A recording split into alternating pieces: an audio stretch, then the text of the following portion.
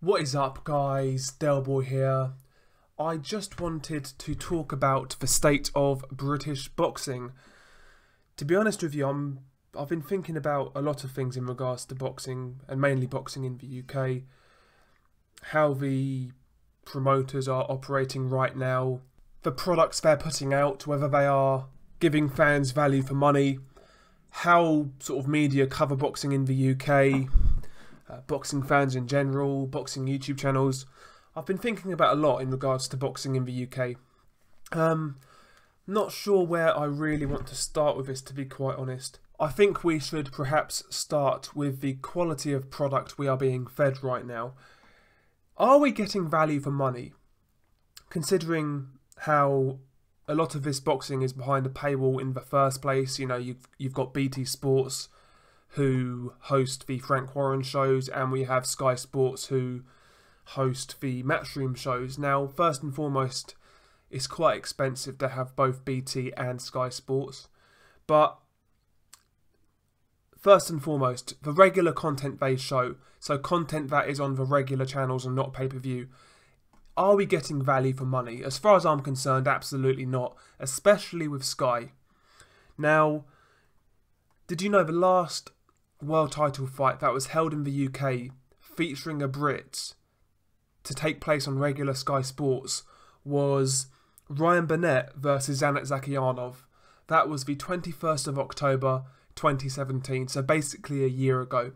That was the last time on Sky Sports where we got a British fighter headlining in Britain for a world title fight on Sky Sports Regular. That is absolutely terrible as far as I'm concerned, and the initial line that Eddie Hearn sold was the fact that, yeah, we're doing more pay-per-views, but the revenue created will actually kind of filter down into regular shows on regular Sky, and we will be showing more world title fights on just the regular fight nights. Clearly that's not happened. It's basically been a year since we had a world title fight on regular Sky, and no, I don't count Katie Taylor.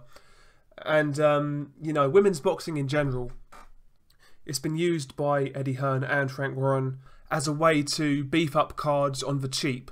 That's essentially what women's boxing is being used for right now. They have cheaper purses for the most part, and it's also, like I say, it's a cheap way to stack a card. Let's say Katie Taylor's fighting in a world title fight. You know, they can then add that to the card and say, let's say it's a pay-per-view card, they can then say, oh, 3 world title fights on the bill, even though nobody cares about Katie Taylor fighting for a world title, you know. And people might say, oh, that's harsh, you're being sexist, all that nonsense. But the reality is, I recall when Eddie Hearn and Frank Warren said they had no interest in women's boxing, but they've cottoned on to the fact that, actually, that's a cheap way to really kind of beef up a bill to sell to the casuals, you know. I mean, the casuals are not going to know any better, let's be honest. When Eddie Hearn is saying, oh, this bill has 3 world title fights, they're going to just buy it. You know, they don't know any better. Women's boxing is basically it's a gimmick. It's a cheap way to fill cards, and, you know, you get some bonus points in the meantime by including women. That's all women's boxing is. And again, I'm not saying that out of hatred. I'm not saying that out of pure disrespect. I'm just giving my perspective. I purely watch boxing. When I'm watching boxing with people, I purely watch it with casuals. You know, me and my friends might buy a Joshua pay-per-view, for example, and every single time Katie Taylor's been on, everybody has complained how boring it was and how, you know, nobody wants to see women fight. That is just the reality. That's what I've experienced when watching boxing with my friends who are casuals. You know, people are not really interested. It's just put on there for the sake of it. And again, proof is in the pudding. Let one of these girls headline a card with not a strong undercard. Let's see what happens. Let's see if people are really interested. You know, let's look at the viewing figures. Let's see if people are really interested. I know I'm right on that. And yes, I know there are some people out there who do like it, but for the most part, from what I've experienced when watching boxing and when talking to people about boxing, most people don't enjoy women's boxing. That is the reality. And like I say, women's boxing is just a cheap way to fill cards. Now, I kind of got segued there, but the quality of cards from Eddie Hearn on regular Sky is not good enough. Some of the cards this year have been absolute stinkers and have been poor. You know, for example, I mean, the card this weekend on paper is not that good, you know. Not many 50-50 fights. You know, there's one half decent fight on that bill, and that is Glenfoot versus Robbie Davis Jr. Apart from that, it's a card of mismatches and TBAs. And most Sky Sports regular shows these days are like that. You know, very few good regular shows are on these days. There is one coming up in October, you know, Ted Cheeseman versus Asinia Beifeld, Isaac Chamberlain versus Luke Watkins. You know, that's a good card. But we need more cards like that. We need more good domestic 50-50s, and we need more world title fights on regular Sky in the UK. We're not getting any of that at the moment. For the most part, these cards this year have been absolute fodder. When was the last regular Sky Sports card you actually enjoyed? I can't think of many this year. And the ones I have enjoyed, like the Birmingham card with Khan, that was more luck than judgment. You know, Sam Eggington got upset. You know, Khan was in a tough fight. You know, all of these fights on paper were like mismatches. That was more luck than judgment. But, I mean, for the most part, these cards this year have been pretty poor on Sky Sports. And has this DAZN deal got something to do with that? I mean, we've got guys like Callum Johnson, Gavin McDonnell, Tommy Coyle. You know, all of these guys, sort of fringe level, domestic European level guys going over to America. And that takes away from the domestic cards over here. You know, that gives us less options, it gives us less fights. And, you know, it really dilutes the product. And, you know, the product this year hasn't been good enough on regular Sky. And as for pay-per-view, I mean, again, that's up for debate. Has the quality of pay-per-view been good enough this year? Have the cards been good enough? I mean, I'm not so sure. The best pay-per-view I saw this year on Sky was the Dillian White pay-per-view. That was one of very few times when I felt I genuinely got my money's worth. But, you know, for me and pay-per-view, I'm not quite as uptight on it as a lot of people, because most of the time I will organise a night with my friends to watch pay-per-views. We'll all kind of chip in, we'll get some beers in, and it's cheaper. But, you know, the qualities of pay-per-views on Sky, again, it really is up for debate. Are we being given a good enough product? I mean, probably not, let's be honest. And as for Frank Warren, I mean, this guy was getting absolute gassed when he got his new BT deal. Now, originally, that BT deal did not affect Box Nation customers, but he sold Box Nation customers up the river. Now it's exclusively BT content. Have the cards been good enough? In my opinion, not really. Again, you know, there's been the odd good card here and there, but for the most part, you know, these BT cards have been pretty uneventful. Yes, Frank Warren has managed to get guys like Kyle Frampton and Tyson Fury on regular BT, but look at some of the fights they were in. Fury versus Pianetta, boring. Fury versus Seferi, boring. Frampton versus Luke Jackson, mismatch. Frampton versus Daenerys was pretty good, to be fair, but apart from that, you know, these BT cards haven't been great either. Yes, I mean, last weekend, Jack Catterall versus O'Hara Davis, the fight was a stinker, but let's be honest, on paper that was a good fight, so I can't criticise Frank Warren in regards to things like that. I felt that card on paper was pretty good. You know, you had Woodstock versus Sharp, that's a good fight. I felt the Kevin Johnson was a good little step-up fight for Dubois. On paper, that card wasn't that bad, but it panned out to be shit. You know, sometimes you can't help that. That is what it is. You know, if a card's good on paper and it doesn't really pan out and the fights are boring, I can't really criticise the promoter for that, you know. It's just a bit of bad luck. So, I'm not going to criticise Frank Warren for last week's card. But for the most part, the quality of his cards on regular BT, despite being better than the ones on regular Sky, are still not that good. You know, they're not really putting up trees. And, you know, these are premium channels. BT, Sky, they cost a lot of money. We should be expecting a lot better than what we're getting. That's just how I feel. Now, you, on the other hand, you might feel you're getting value for money. And if you do, that's fair enough. I'm not going to say you're an idiot. That's your opinion, that's your perception. And if you feel that, then good for you. But I don't feel we're getting value for money right now. And again, I'm not saying they never put on good shows, but I'm just saying, for the money we're paying, are we getting our money's worth? I don't think so. But we'll move on from the quality of shows. I kind of wanted to talk also about the media in British boxing. To me, the media over here now is far too pally-pally. You know, you've got a lot of these channels who kind of do interviews. you know, they're not going to pull up any trees, are they? They're not going to jeopardise their press pass. They're not going to jeopardise their credentials. They're going to ask the standard ABC questions. They're not going to really ask anything hard. They're not going to throw any curveballs. And, you know, we get the same regurgitated answers from the likes of Eddie Hearn, Frank Warren, in regards to certain fighters and situations. You know, IFL these days have become pretty mainstream.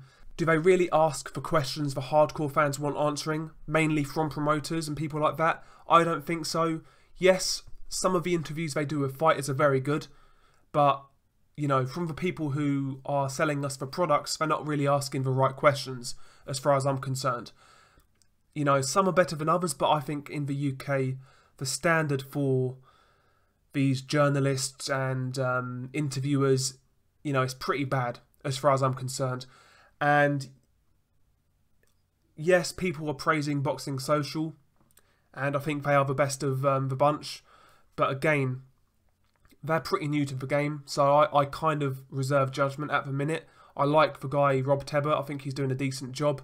But, I mean, again, why has nobody asked Frank Warren why he sold Box Nation customers up the river? You know, when this whole BT thing first got announced, basically it was announced that, you know, Box Nation would get the same shows. They would get the same access to the domestic shows. That's not the case.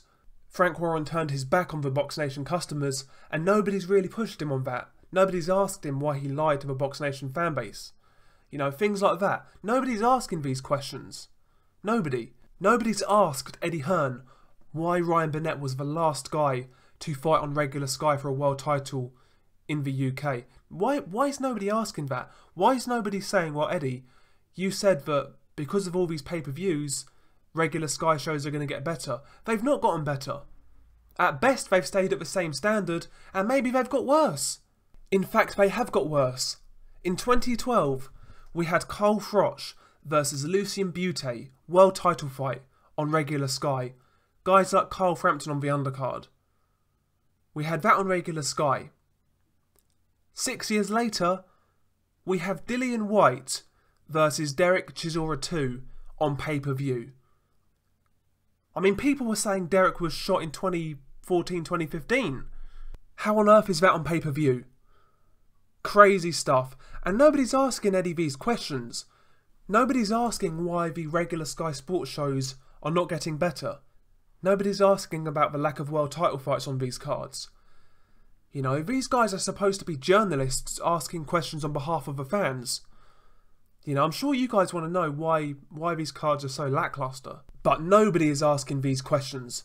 I think it really is a sorry state of affairs. I think the UK boxing scene in general is far too pally-pally, you know. It really, really is. And nobody's willing to put their neck on the line and ask questions that need to be asked. A lot of people are far too comfortable, in my opinion, you know. These promoters have some of these companies, some of these channels in their pockets. Why would they rock the boat, right?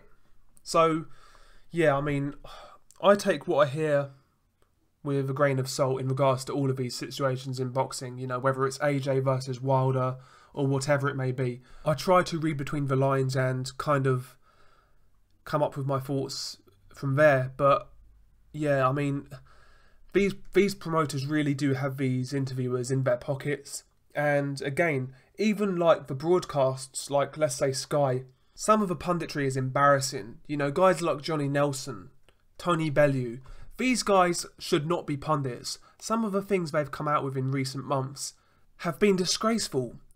Look at Bellew's commentary on AJ fights. It's a joke. It's embarrassing. It's cringeworthy. The cheerleading is embarrassing. And it's got so bad that, you know, Johnny Nelson, he's literally got his own meme on Twitter now where people hashtag Johnny Nelson thinks, and after that they'll say something ridiculous. He's literally got a meme now. That's how bad his punditry is, you know. Absolute shocking, you know. The commentary on these UK cards, just full of bias, full of absolute nonsense. I think BT's commentary, it is a bit better, but, you know, even BT, you know, guys like Barry Jones, on international cards he's okay, but domestic cards, you know, he's so biased. He really, really is. Yeah, the commentary in the UK is pretty bad as far as I'm concerned, as is the media. And last but not least, a lot of channels in the UK. I think a lot of channels, first and foremost, and this is not even just UK.